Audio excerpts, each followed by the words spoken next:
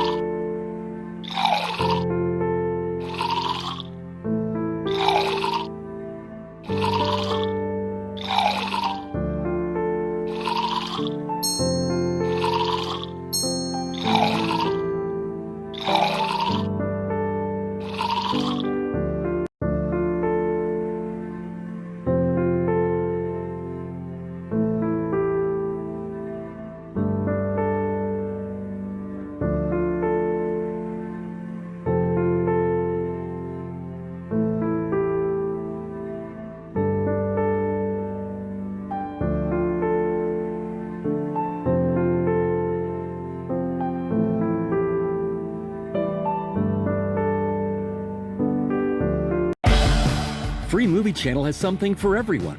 With no subscription or rental fees, Free Movie Channel is the quick and easy choice for first-run films as well as classic movies. Check out Free Movie Channel today and find your new favorite movie. For over 100 years, this light has shined. Through generations of Americans, this light carries on. Reporting from Ukraine, Scripps News. A beacon of the free American press. Reporting the facts, telling the whole story. This light illuminates, it informs, and now shines even brighter. Scripps News. Sunday nights on In Real Life. For the baby? Yeah! Scripps News journalists take you off the grid. We were just a bunch of kids with a camera. Stunts have become more specialized. And to the heart of the story. When the pandemic hit, the American dream kind of changed. There were a lot of warning signs. They just didn't care.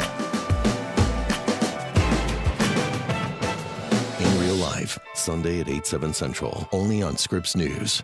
Dreaming of changing the world is one thing.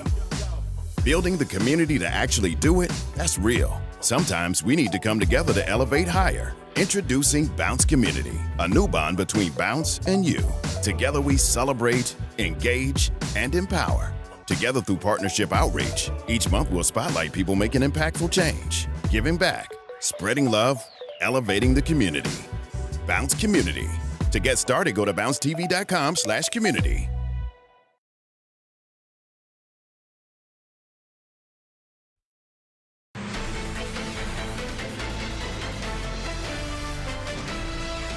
Back to closing arguments. Before we bring back in the think tank, we have a very special person that I want to introduce you to who is joining us tonight. She's a former director of communications for the Illinois governor, former assistant state attorney, and she's also our newest Court TV legal correspondent. She's making her closing arguments debut right now. The Emmy-nominated journalist and attorney Kelly Craft is with us tonight. Kelly, welcome to Closing Arguments, and it's so great to have you on the team. And I know you've already hit the ground running. Yes, already definitely. digging into one of our most anticipated trials that's coming up next. What do you have to share with us? Well, I can tell you, Julia, that Kouri Richins, we know right now that she is charged with aggravated murder in the death of her husband. One of the reasons this case has gained so much national attention is because shortly after her husband's death, she decided to write a children's book on how to deal with grief.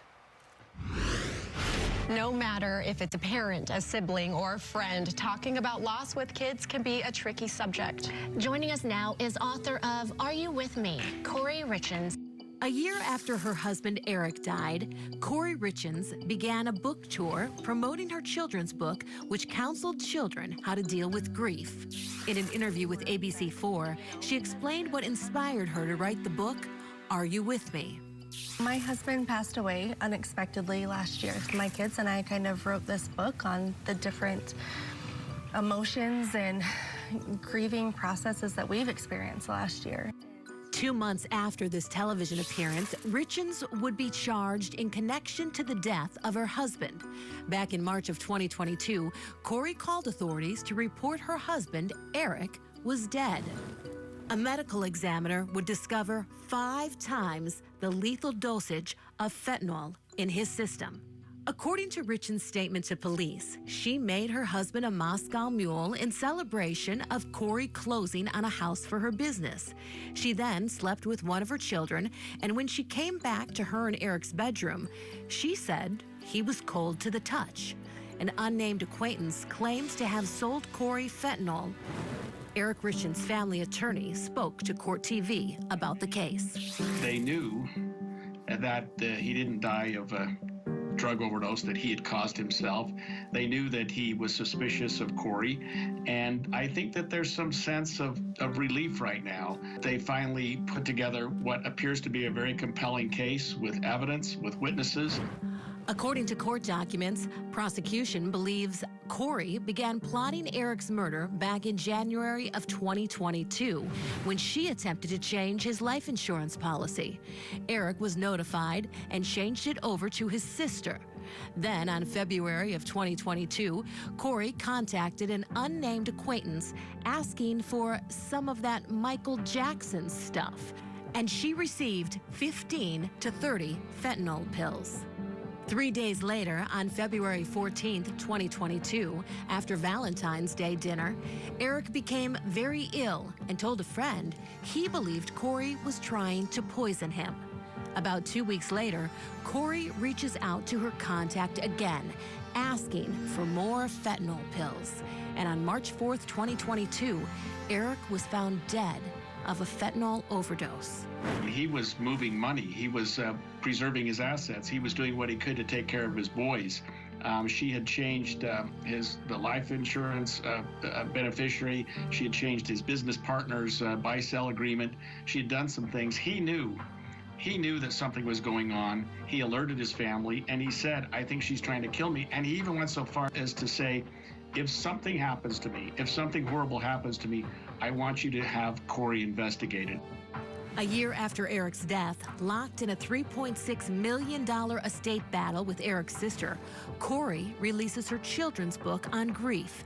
And a few months later, on May 8th, Kouri is arrested and charged with criminal homicide and several counts of possession of a controlled substance. I just wanted some story to read to my kids, and it's just comforting to them to know that, you know, they're not living this life alone. Like, Dad is still here, it's just in a different way. And as we look toward what's coming up in this case, we have the next hearing set to take place June 12th. And Julia. we are going to be following it. And again, a very warm welcome to you. We are thrilled to have you as part of the team. And I know viewers will be seeing you much more. They'll see you on the desk tomorrow. So yes. Thank you so much, Kelly. Thank you. And let's bring back in the think tank to give their thoughts on this case. Still with us, criminal defense attorney Al Wunsch III, criminal defense attorney Darnell Crossland, and family law attorney Jennifer Brandt. Al, let me start with you. Is there any other good reason that this defense can claim for her wanting to get the, quote, Michael Jackson stuff? Well, maybe she was actually looking for, you know, how to have a monkey as a pet, or how to lighten one's skin, or how to dance and do the moonwalk. Works for me. Darnell, the other issue that the defense is going to have to contend with, the life insurance policy, the changing of the life insurance policy to add herself as a beneficiary for more things, for more money. Is there another explanation for that the defense can argue? No. While Al is moonwalking all over that answer, I was thinking that this is the classic motive sort of indicator that someone's going to die when life insurance starts to be played with. So I think she wasn't creative at all. She's asking for the Michael Jackson stuff. For life of me, people were just tweeting themselves right into jail. And then on top of that, she's changing life insurance and beneficiaries. So this looks like she just boxed herself in a classic, I'm going to kill my husband and live off the life insurance. Jennifer, where I thought Al was going to go with this was going to explain why she may have wanted the drugs, perhaps for herself, perhaps there was another reason to get the Michael Jackson stuff that doesn't involve murder. But what are your thoughts on the case that the prosecution is building against her? I'm just so surprised that it took investigators so long to hone in on her and to charge her, because she's out there writing a book and acting like she's a grieving widow. Meanwhile, other people must have known that his family knew that he was already deciding that he wanted to divorce her, that she was up to some shenanigans, trying to change the life insurance, messing around with his business. I'm sure other people were also aware. So the fact that she got away with this for so long is what is so shocking to me, and that she was also making a name for herself in a positive light, not how she is now, and going on TV and acting like she is so sad about her husband and becoming somewhat of a known author, putting out this product there for other grieving families who may be legitimately grieving when she certainly wasn't. That is the surprising thing to me, too, that it went for so long. But apparently behind the scenes, these investigators were continuing to dig. Al, the grieving grieving parent book that she wrote, do you think that's coming in under consciousness of guilt in this case? Or is it something that likely will be excluded for being irrelevant, even though very interesting and compelling to us who are following this case? Well, I think it actually works to a situation where consciousness of guilt maybe, but certainly trying to throw off any suspicion by saying, listen, we're using this as a learning tool. I'm very close to my kids. I'm going forward with this, and we're trying to make a positive situation out of this. It's very peculiar that she would do, and it's probably even more heinous that she's, including the kids in this, and yet, she's possibly the one who murdered their father.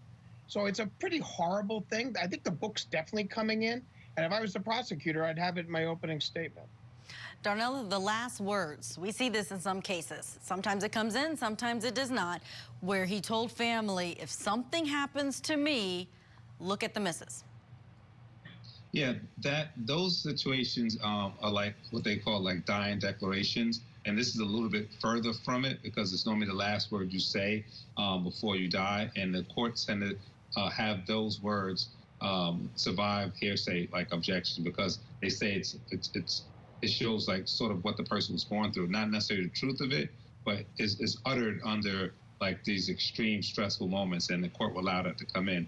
So that could happen. The only important motion that they should be making right now, especially if she has private counsel, is a motion to get the proceeds from the books to pay for the legal fees. because the lawyer's got to get paid. That's the only thing that's important here.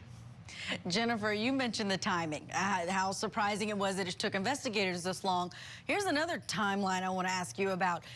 The start date for when she was changing these policies was like 6 or 7 years before this. You know, it may be difficult for prosecutors to tie it all together into one common scheme, but do you think it's possible, given all of the other cases that we see, that it could have been something planned out for that many years?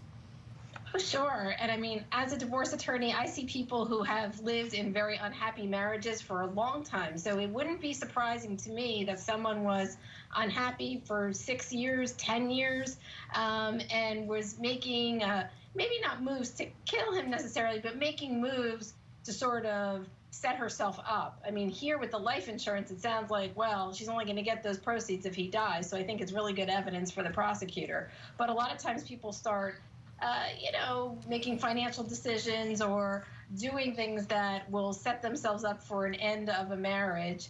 Here it was also his demise, unfortunately, but I don't think it's problematic from the prosecutor's standpoint to tie this all together. She was unhappy. He realized that she was unhappy. They probably stayed together because of the kids. And then she decided she's going to make money. How else is she going to live? Maybe this was the cheaper way, she thought, rather than divorcing him to get as much as possible. And then he changed the beneficiaries on those policies, and now she's probably going to be going to jail. So it didn't work out too well for her. We will see what happens in this case out of Utah. We also have to fit in a short break. Here's what's coming up next on Closing Arguments.